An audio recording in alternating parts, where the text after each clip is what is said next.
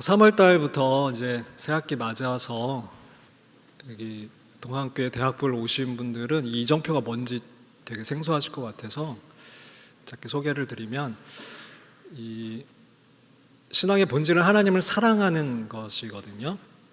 그 하나님을 사랑하는 것을 우리가 실제적으로 좀 걸어가 보자, 표현해 보자. 그래서 시작된 설교 시리즈입니다. 우리가 이렇게 도로를 가면 이정표가 있잖아요. 그 이정표를 보면서 이렇게 실제로 우리가 도로를 가게 되고 길을 걷게 되잖아요. 우리가 설교를 들을 때에 설교를 그냥 듣고 흘리거나 듣고 이렇게 수집하는, 그냥 적기만 하는 사람들이 아니라 실제로 그것을 삶으로 옮겨보고 실천해보자라는 뜻으로 저도 그렇게 말씀을 준비하고 있고, 여러분도 그렇게 걸어가자 라고 해서 2년 전부터 이렇게 말씀을 이어져 오고 있습니다. 그러면서 이번에는 이제 8가지 자세, 팔복, 흔히 말하는 팔복에 대해서 이제 말씀을 하고 있고요. 그 오늘 6번째 복인 8가지 자세 중에 마음이 청결한 자세가 오늘 시간입니다.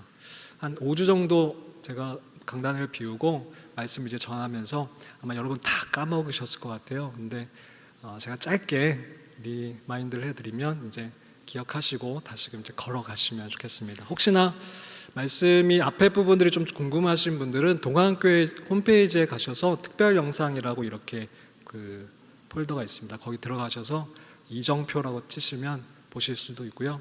그리고 유튜브 주보에 보시면 유튜브로 들어가셔서 보실 수도 있습니다.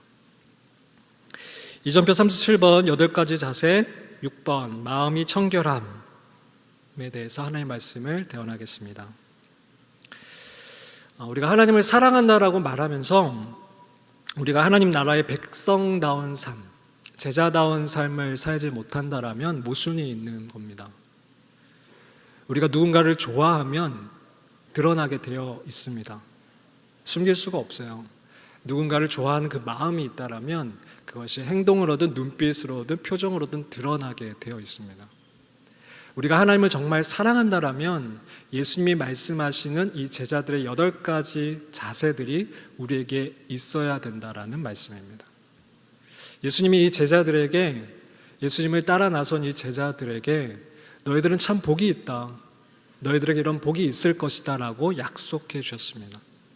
그렇다면 우리가 정말 제자인가, 아니면 예수님을 수단으로 삼았던 무리들인가를 되돌아보면서 우리에게 정말 이 제자들이 가지고 있었던 이런 자세가 있는지를 우리가 돌아보고 있습니다. 첫 번째 자세는 심령이 가난한 자세, 푸토카스, 영적으로 완전히 파산된 상태, 아무것도 할 수 없는 그 자세로 처음으로, 그것이 첫 번째 자세가 되어서 하나님, 제가 하나님 없이는 단 한순간 또 살아갈 수 없습니다라는 그 자세로 돌아가는 것이 첫 번째다라고 말씀을 드렸고요. 그 마음이 우리 안에 있으면 자연스럽게 그 눈물과 애통한 마음이 터져 나오는 것, 그것이 두 번째 자세, 애통하는 자세입니다. 세 번째 자세는 이렇게 하나님 앞에 엎드리고 눈물 흘린 자들은 자신의 성품이나 하나님이 주시는 그 말씀 앞에서 제어받게 되어 있습니다. 야생마가 그 주인에게 정말 자신이 힘이 있음에도 불구하고 그 힘을 제어하여 주인의 말을 따르는 것처럼 그리스도인들은 그냥 순에 터져버린, 그냥 처음부터 착해버린 그런 사람들이 아니라 마음이 똑같은, 세상 사람과 똑같은 화도 있고 또 똑같은 못된 마음들도 있지만 그 모든 마음들을 하나님 말씀 앞에서, 하나님 앞에서 제어받으려고 하는 자세가 온유함이다라고 말씀을 드렸고요. 네 번째는 그래서 의에 줄이고 목마르다는 것은 정말 참된 의이신 예수 그리스도에 대해서 정말 간절함으로 목말라하고 배고파하는 자세였고요. 다섯 번째는 그래서 우리가 하나님 앞에서 그렇게 하나님을 사랑한다라면 하나님 사랑은 이웃에 대한 사랑으로, 긍휼함으로 흘러나올 것이다 라고 말씀을 드렸습니다. 그리고 오늘은 마음이 청결함에 대해서 말씀을 드리겠습니다. 마음이란 무엇인가? 성경이 말하는 마음은 영의 중심을 가리킵니다. 영의 중심.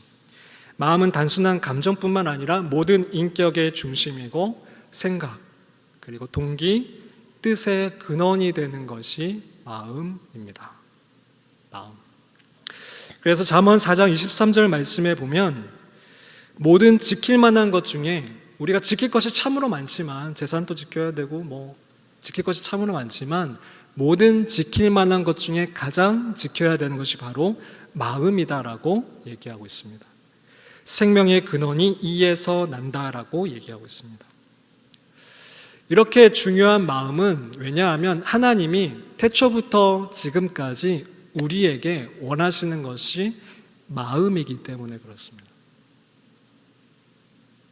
하나님은 아담과 하와에게 허락하셨던 그 선악과부터 해서 가인과 아벨의 예배부터 해서 지금까지 우리 사람들에게 원하셨던 건 어떤 겉모습과 허례허식이 아니라 우리의 마음이셨습니다.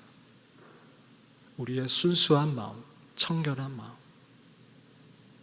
그런데 인간이 그 하나님을 떠나고 하나님에 대한 그 사랑이 식게 되면 교회를 먼저 떠나는 것이 아니라 이 마음부터 식고 마음이 청결함에서 불결함으로, 거룩함에서 정하지 못함으로 흘러가게 되게 되어 있습니다. 반대로 우리가 하나님께 또 돌아간다라는 것은 바로 우리의 부정했던, 우리가 더럽혀진 이 마음이 정결하고 청결해져 간다라는 것을 의미합니다.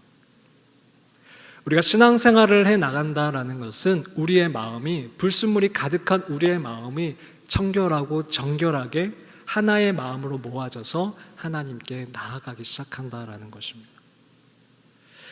사무엘상 7장 3절에 보면요, 같이 한번 읽을까요? 사무엘상 7장 3절 말씀을 같이 한번 읽겠습니다. 시작. 너희가 전심으로 여호와께 돌아오려거든 이방 신들과 아스다롯을 너희 중에서 제거하고 너희 마음을 여호와께로 향하여 그만을 섬기라. 이 사무엘상 시대에는 사사기 바로 이후 시대잖아요. 사사기는 정말 영적 암흑기였습니다. 사무엘상으로 들어왔음에도 불구하고 이 엘리와 그 엘리의 두 아들들은 형식적인 예배를 하나님께 드리면서 하나님을 업신여겼습니다.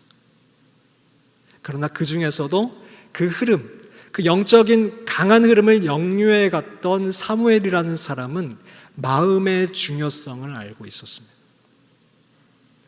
엘리와 두 아들들은 블레셋과 싸울 때에 하나님에 대한 그 마음이 식고 하나님에 대한 그 마음이 부정함에도 불구하고 그것은 생각지도 못하고 하나님과 예전에 그 마음이 통했던 그 출애굽 시대에 모세의 그 쌍난 지팡이 그리고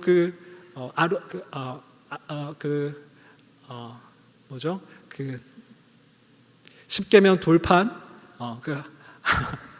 만나의 항아리 5주 만에 서다 보니까 만나의 항아리가 담겨 있는 그 법궤를 그냥 그걸만 메고 나아가면서 소리를 와 지르면서 우리가 전쟁에 이길 것이다라고 자신했습니다. 어떤 영적인 형식적인 어떤 종교적인 의식을 하면서 나아가면 하나님이 우리를 도와주실 거다라고 착각하고 나아갔습니다. 근데 그 결과는 처참했죠. 근데 사무엘은 그것이 옳지 않다라는 것을 알고 있었습니다. 그리고 그 사무엘이 온 지역을 돌아다니면서 하나님의 말씀을 전하기 시작했습니다. 어떤 말씀이었는지 돌아보면 그 말씀 깊은 핵심은 바로 이 하나님에 대한 사랑이었습니다. 마음이었습니다. 그러면서 여러분이 들어보셨을 수도 있을 미스바 광장에서의 그 회심의 사건, 그 사무엘상 7장의 사건이 방금 우리가 읽은 이 사건에서 사무엘이 그 백성들에게 하는 말이 바로 이것입니다. 너희가 전심으로 마음을 여호와께로 향하여 그만을 섬기자. 마음에 대해서 선포하고 있습니다. 우리가 여호와께 돌아가려고 한다면 우리의 마음이 중요하다는 것을 얘기하고 있는 겁니다. 예배도 중요하지만 그 예배를 드리는 우리의 마음이 정말 중요하다는 것입니다. 언젠가 또 제가 한번 설교를 했던 에스겔 36장 마른 뼈들이 살아나는 그 장면, 이때에도 하나님의 백성인 이스라엘 백성들이 형식은 있었지만 하나님에 대한 마음이 식어버려서 하나님은 매를 드시죠. 바벨론이라는 매를 드셔서 그들을 책망하십니다.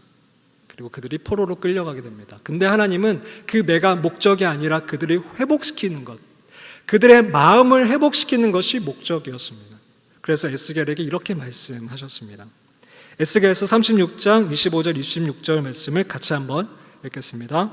시작. 맑은 물을 너희에게 뿌려서 너희로 정결하게 하되 곧 너희 모든 더러운 것에서와 모든 우상숲에서 너희를 정결하게 할 것이며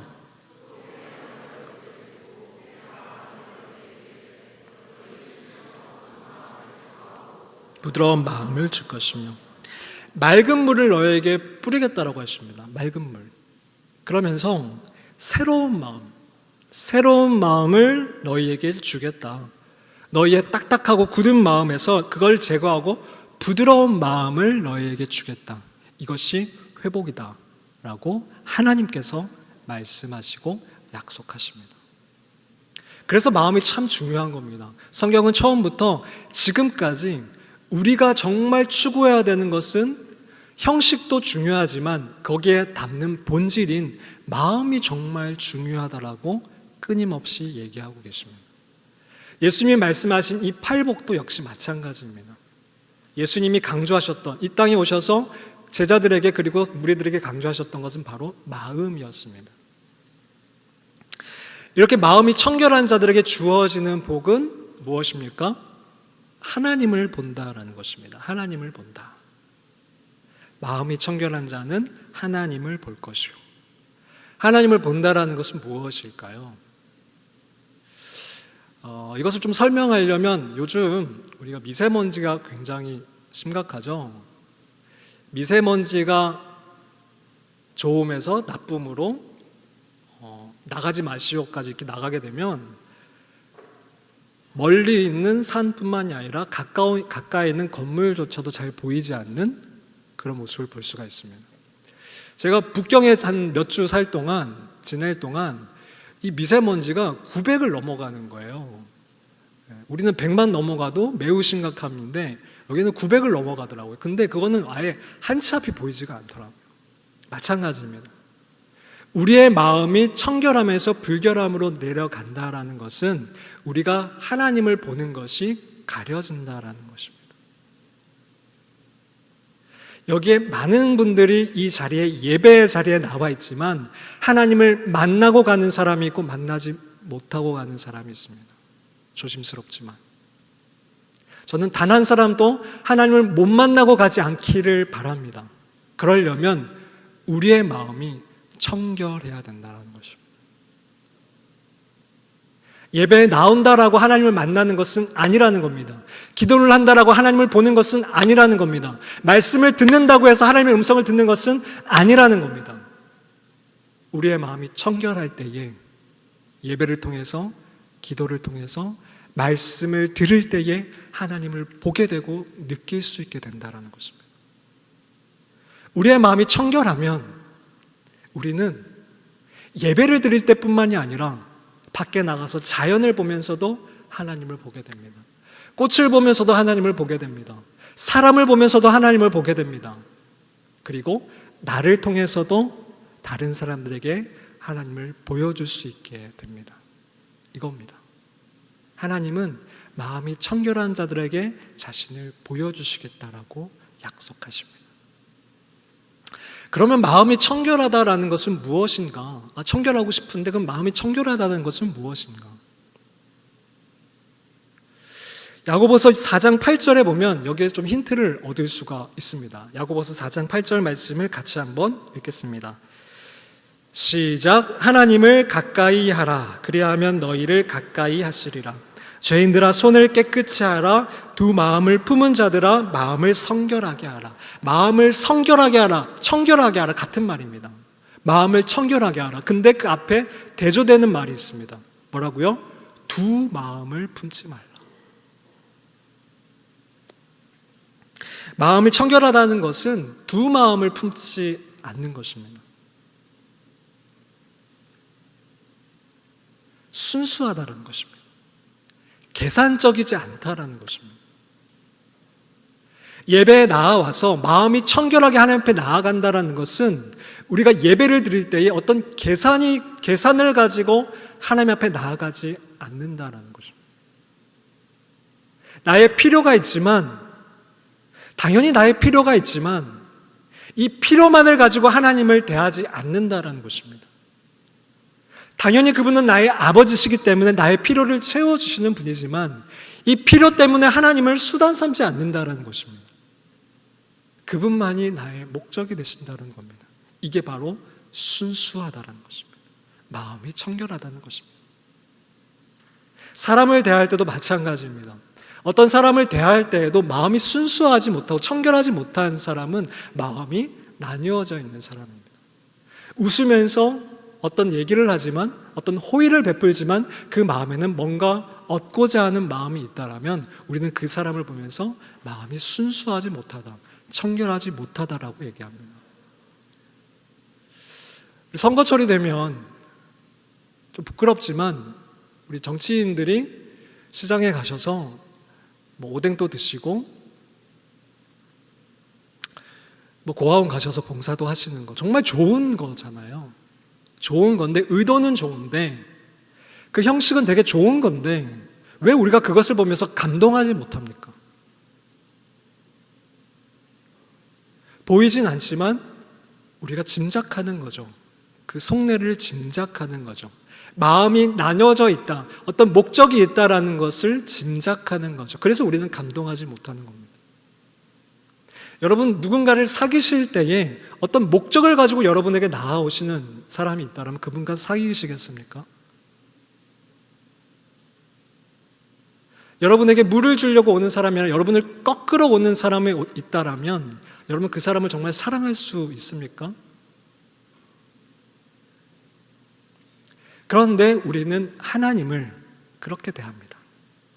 그리고 우리 주변 사람들을 그렇게 대하기도 합니다. 왜 마음이 청결하다는 것이 이 6번째에 나와 있을까? 심령이 가난하고 애통하고 온유하고 하나님을 간절히 찾는 의에 줄이고 목말라 하는 것, 그리고 긍휼히 여기는 것, 하나님께 그리고 이웃에게 4번째, 5번째 그 자세를 가졌음에도 불구하고 우리의 마음이 나눠질 수 있다는 겁니다. 순수했던 그 마음이 다시 정직하지 못하게, 순수하지 못하게 돌아갈 수 있다는 겁니다. 그래서 예수님이 다시금 말씀하는 겁니다. 너희의 마음을 다시금 살펴라. 너희의 마음이 정직한지 순수한지 청결한지 살펴보아라 말씀하시는 겁니다. 그때는 옳았으나, 그때는 청결했으나 지금은 아닐 수도 있다는 겁니다. 우리가 수련회 때에는 정말 청결하게 그 하나님을 찾았으나 지금은 아닐 수도 있다는 겁니다. 때문에 우리는 매일 그분께 나아갈 때마다 마음을 점검해야 합니다. 내가 그분을 사랑하는지, 두 마음이 아닌지, 순수한지, 계산적이지 않은지. 두 물이 있습니다.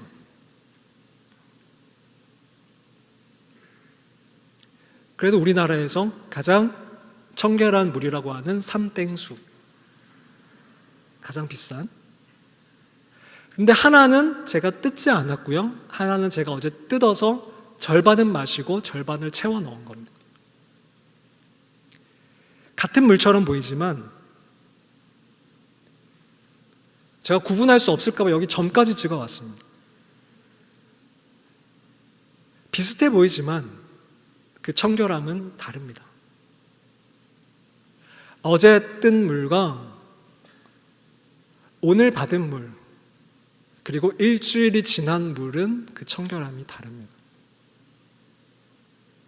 매일매일 우리의 마음은, 우리의 본성은 나뉘어지고 순수하지 못하는 것으로 돌아가려고 하는 마음이 있기 때문에, 본성이 있기 때문에 매일매일 그 마음을 점검하라는 것입니다. 그래서 예수님은 의도적으로 이 마음이 청결함을 6번째 자리에 넣어두신 겁니다. 너희들 마음이 청결하니? 너희들 그렇게 심령이 가난했던 그 마음, 애통했던 그 마음, 온유했던 그 마음, 그렇게 나를 간절히 찾았던, 의에 줄이고 목말랐던 그 마음, 그리고 긍휼했던, 남을 도왔던 그 마음, 정말 그 마음이 아직도 순수하니? 청결하니?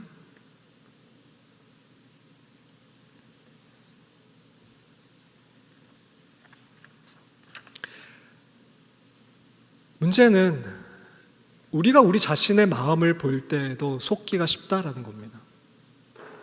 우리의 의도. 다른 사람을 속이는 건 되게 쉽고 또 속이기도 합니다. 근데 문제는 내 자신도 내 마음에 속기도 한다는 겁니다. 그게 참 무섭습니다. 저는 아직도 이 싸움을 해나갑니다. 내 마음이 순결한가, 순수한가, 목회를 하는 이 마음이 정말 순수한가, 순결한가, 청결한가, 늘 그 불순물들이 보이게 됩니다. 여러분은 어떠십니까?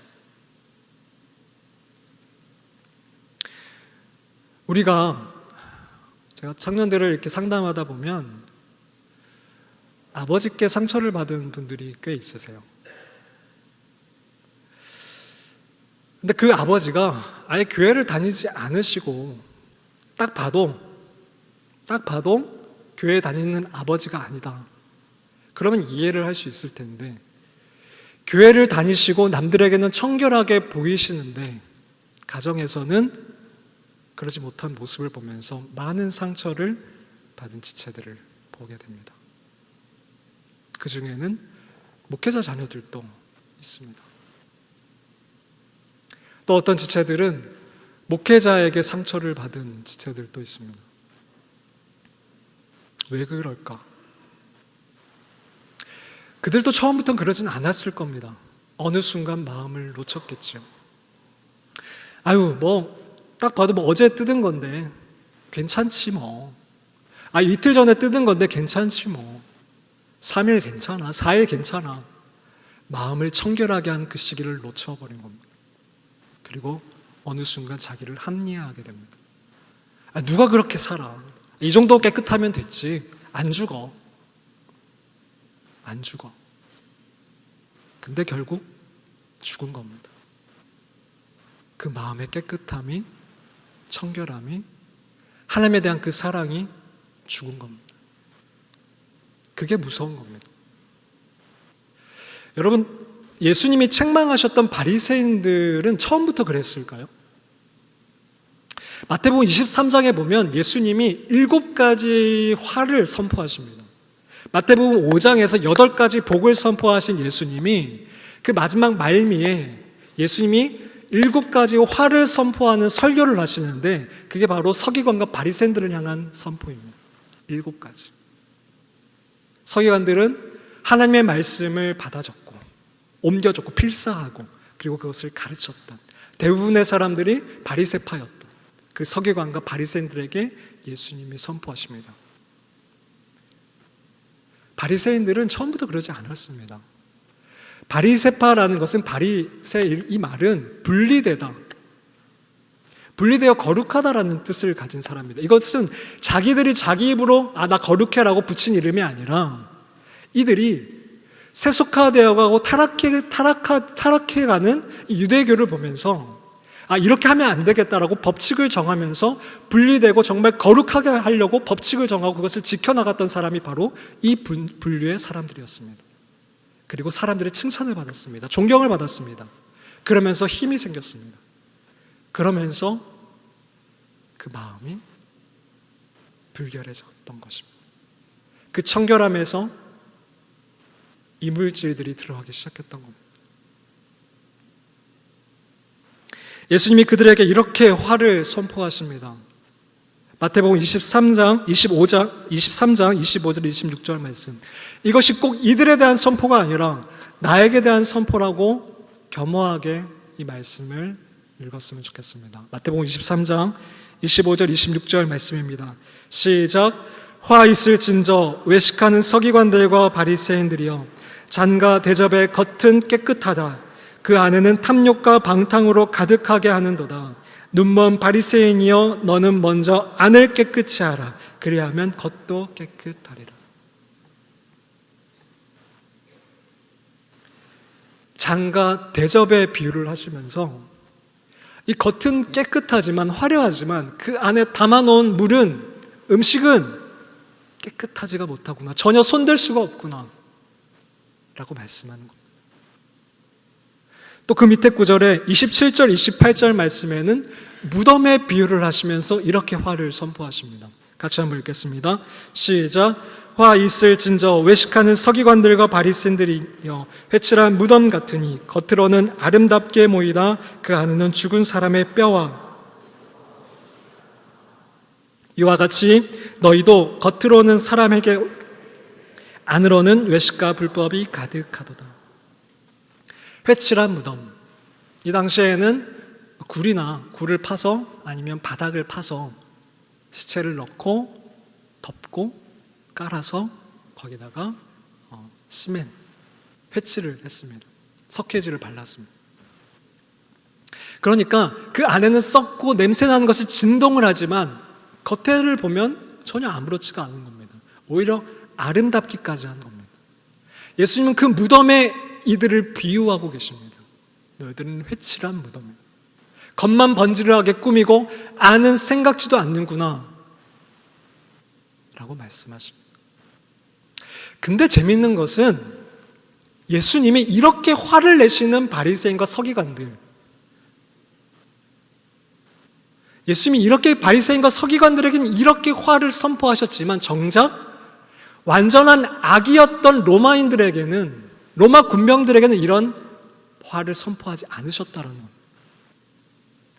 아니, 누가 봐도 딱 봐도 악한 자였던 로마 군인들에게는, 누가 봐도 지금 죄를 저지르고 있는 세리들과 창녀들에게는 이렇게 화를 선포하지 않으셨다는 겁니다.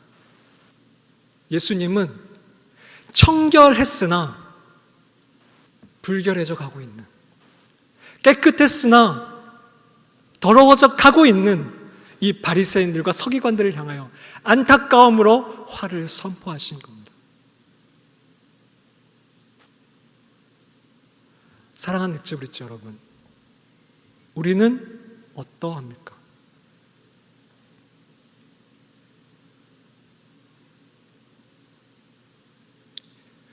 우리 안에는 정말 이물질들이 언제 들어와 있는지, 어떤 파리가 들어오고 냄새나는 것들이 들어오고 미세먼지들이 이 안에 들어와도 보기에는 괜찮으니까 겉만 꾸미고 스티커를 붙이고 깨끗이 닦고,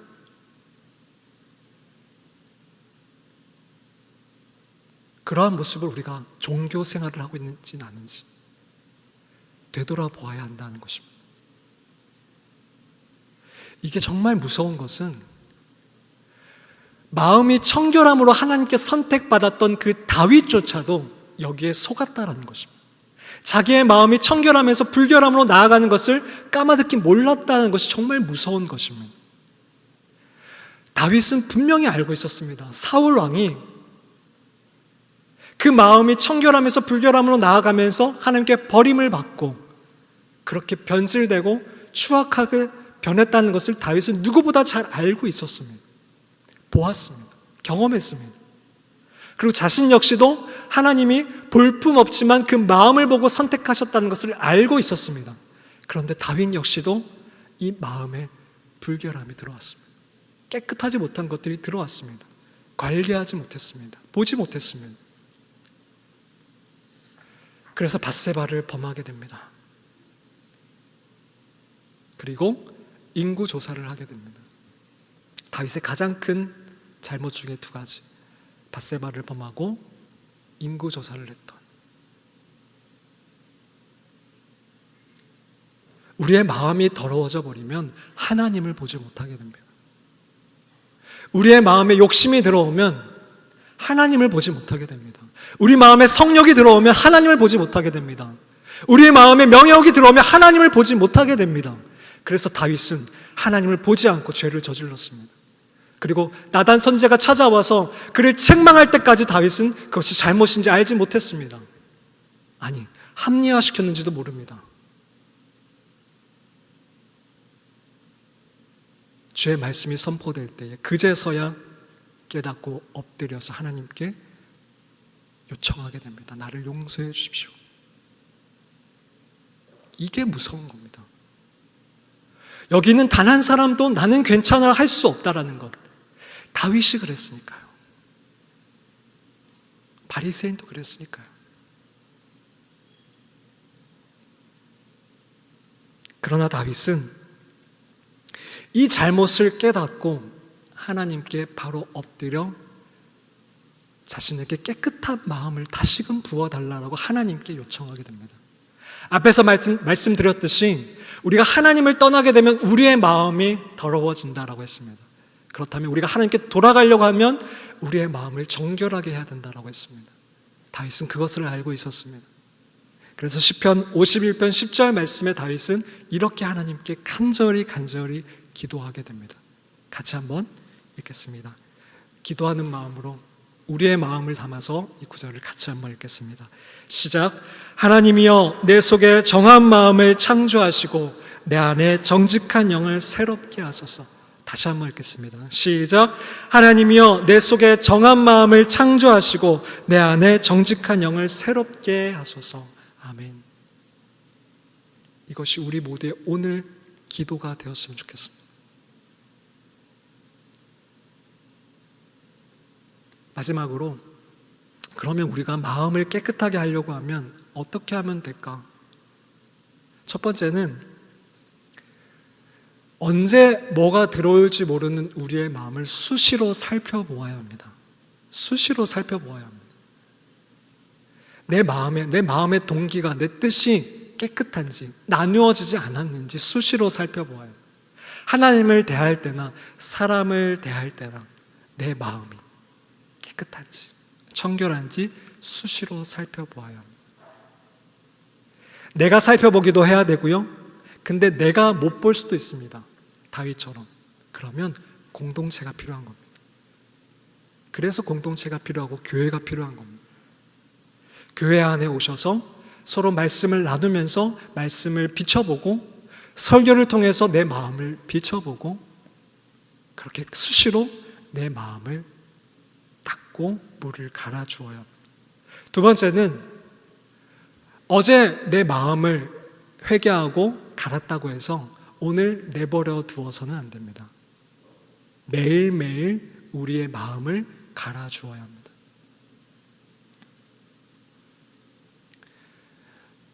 어떤 친구들이 옷은 많은데 오늘 입을 옷은 없다라고 그러더라고요. 맞아요?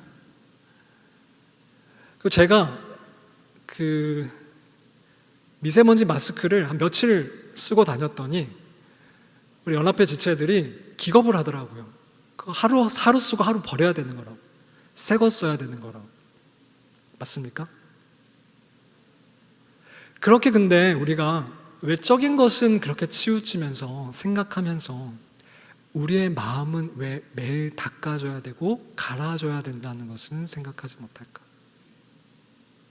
우리의 마음도 매일매일 닦아줘야 합니다. 밖에 나갔다 오면 손을 씻듯이 얼굴 세수를 하듯이 샤워를 하듯이 우리의 몸을 깨끗하게 하듯이 우리의 마음도 하나님 앞에서 닦아주어야 합니다.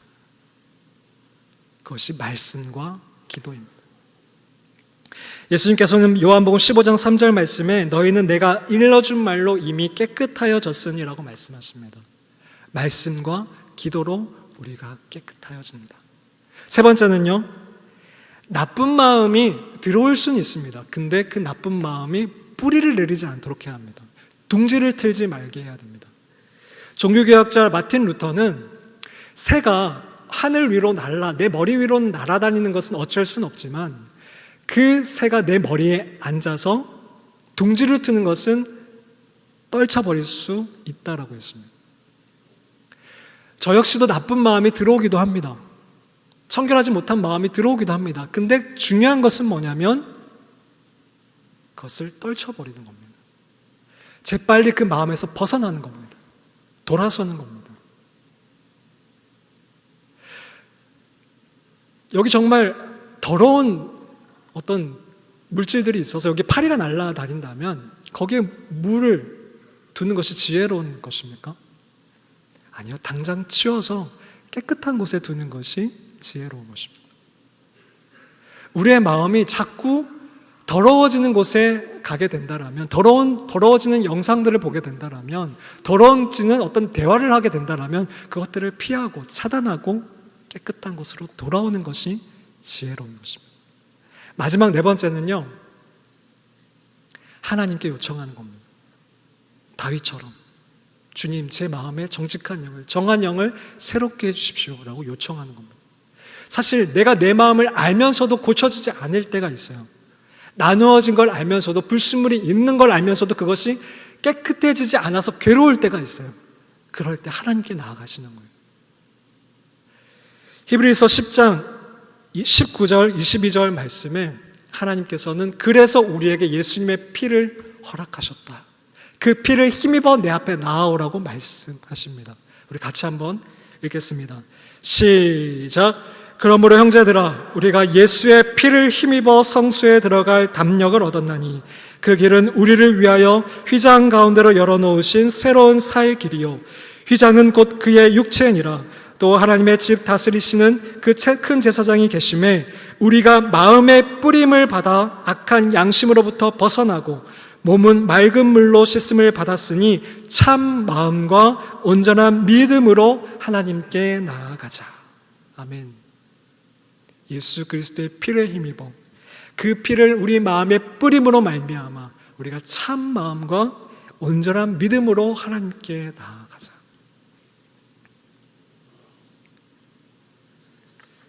말씀을 마무리하겠습니다. 최근 잠을 잘 때 제 첫째 하울이랑 같이 누워서 잠을 잘 기회가 많았습니다. 거의 하울이가 잠이 들고 나서 들어갔었는데 최근에 작은 수술 후에 집에서 며칠 지내면서 하울이와 같이 잠들 복을 누리게 되었습니다. 하임에게 엄마 품을 빼앗긴 두 남자끼리 신나하며 함께 잠을 잤습니다. 그렇게 작은 불빛 아래 같이 누워 있으면 하울이는 옛날 이야기를 해달라고 합니다. 너무 오랜만에 하니까 반주하는 거 잊어버리신 것 같아요. 안 들어가서 알겠습니다. 비판하지 않아요, 저는. 그렇게 작은 불빛 아래 같이 누워 있으면 하울이는 옛날 이야기를 해달라고 합니다. 그럼 이런저런 이야기를 상상해서 해주기도 하고 어릴 때 읽었던 동화를 들려주기도 합니다. 기억을 더듬으며 동화를 막 이야기하다 보니까 대부분의 동화들의 교훈이 비슷했습니다. 마음이 착해야 한다. 마음이 착해야 한다. 권선징악. 흥부와 놀부, 금도끼, 은도끼, 콩쥐, 팥쥐 등 그 이야기를 마치면서 결론은 하울아, 너도 이렇게 마음이 착한 사람이 되거라 였습니다. 근데 이상하게 그렇게 이야기하면서 서글퍼졌습니다. 그 주간에 연신 이 나라를 떠들썩하게 하는 몇 가지 사건들이 겹쳤기 때문입니다.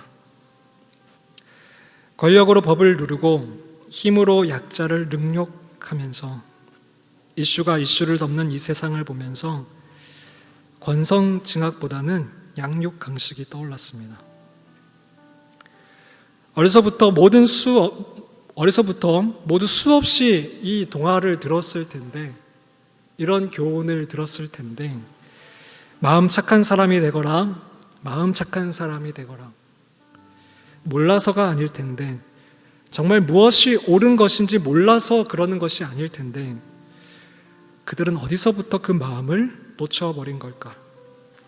그래서 마음이 답답했습니다. 그리고 저와 우리 청년들이 이 세상의 침투에 들어가면서 그 마음을 지킬 수 있게 해달라고 기도가 절로 나왔습니다. 그리고 그 마음의 문제가 그들만의 문제가 아니라 저에게도 같은 문제가 있지 않을까 돌아보게 되었습니다. 오라, 나는 곤고한 사람이로다. 이 사망의 몸에서 누가 나를 건져내랴 했던 바울의 그 애끓는 탄식이 요즘 제 안에 있습니다. 들여다보면 들여다볼수록 자꾸 제 마음에 불순물들이 보입니다. 여러분은 어떠십니까? 우리들의 마음은 청결한가요? 하나님에게 나아올 때 정말 깨끗하고 순수한 사랑으로 그분을 찾고 구하십니까? 이웃에게 다가갈 때 내 이익을 위해 사귀지 않습니까? 음란과 미움과 우울과 분노가 한 방울씩 한 방울씩 내 마음을 더럽혀져 올 때 그것을 허용하고 있지는 않습니까? 나는 이미 되었다라고 깨달았다라고 생각하는 것은 심령이 가난한 자들의 자세가 이미 아닙니다. 마음의 중요함은 성경에서 계속해서 당부하는 것입니다. 하나님이 사람을 창조하시고 선악과를 먹지 말라고 하신 첫 규칙부터 지금까지 우리에게 원하시는 것은 단지 그 규칙이 아니라 우리의 마음이십니다. 그분의 오랜 진심은 우리의 겉이 아니라 속입니다. 율법이 아니라 사랑입니다. 하나님은 계속해서 율법을 주셨지만 그 율법은 그것을 외형적으로 지키는 것이 아니라 그 속에 하나님을 사랑하고 이웃을 사랑하는 것을 담아내는 그릇으로 말씀하신 겁니다. 나는 중심을 본다. 나는 마음을 본다라고 오늘 또 우리에게 말씀하십니다. 그러나 우리 역시 당연히 안다라고 하지만 늘 당연하다는 듯이 그것을 깜빡거립니다. 우리도 몰라서가 아닙니다. 우리가 몰라서 그것을 안 지키는 것이 아닙니다. 그것을 내버려 두는 것이 아닙니다. 몰라서가 아니라 쉬워서입니다. 그 진리가 너무 쉬워서 나는 하고 있다라고 생각합니다. 그리고 알지만 마음보다 겉을 꾸미는 게 더 쉬워서 그렇습니다. 겉을 꾸미는 게 더 빠르고 더 쉽고 더 유익이 되기 때문입니다. 그래서 우리는 자꾸 쉽고 편한 쪽, 겉을 꾸미는 데 치중하게 됩니다. 그리고 사람들도 잘 속입니다. 그러나 중요한 것은 하나님입니다. 하나님 앞에서입니다. 하나님은 속지 않으십니다. 하나님은 지금도 이 시간에도 예배드리는 모든 한 사람의 마음을 살펴보고 계십니다. 너희들의 마음이 청결한지, 마음이 나누어지지 않았는지, 전심인지 진심인지 살펴보고 계십니다. 그리고 정말 청결한 자들을 지금 만나주고 계십니다. 아무리 사람들을 속일 만큼 내 겉모습이 뛰어나도 하나님은 그것 아무것도 아니다라고 말씀하십니다. 다시 해라. 다시 해라. 마음을 다시 쏟아 부어라. 시간이 걸리더라도 빈 속에서, 빈통에서 다시 시작해라고 말씀하십니다. 사랑하는 청년 여러분, 우리 1번 자세부터 다시 돌아갑시다. 심령이 가난한, 나에겐 아무런 자원이 없어요, 하나님. 나에겐 아무 선한 것이 없어요, 하나님. 내 마음은 청결하지 못해요, 하나님.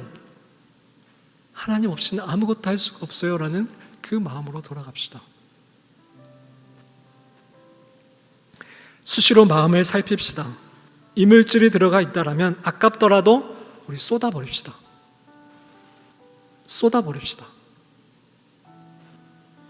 손과 얼굴을 매일 씻듯이 마음을 매일 씻어냅시다. 씻기 귀찮더라도 매일매일 자기 전에 주님 앞에 서서 우리의 마음을 닦아냅시다. 더러운 것과 오염된 생각이 가득한 미디어나 영상, 장소는 피하도록 합시다. 생각이 떠올라도 그것이 둥지를 틀지 못하도록 떨쳐버립시다. 그리고 제일 중요한 것은 하나님께 내 속에 정한 마음을 창조하시고 내 안에 정직한 영을 새롭게 해달라고 매일매일 요청합시다.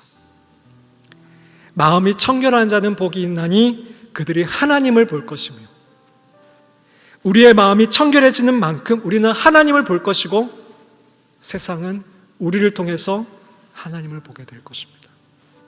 오늘의 이정표였습니다. 기도하겠습니다.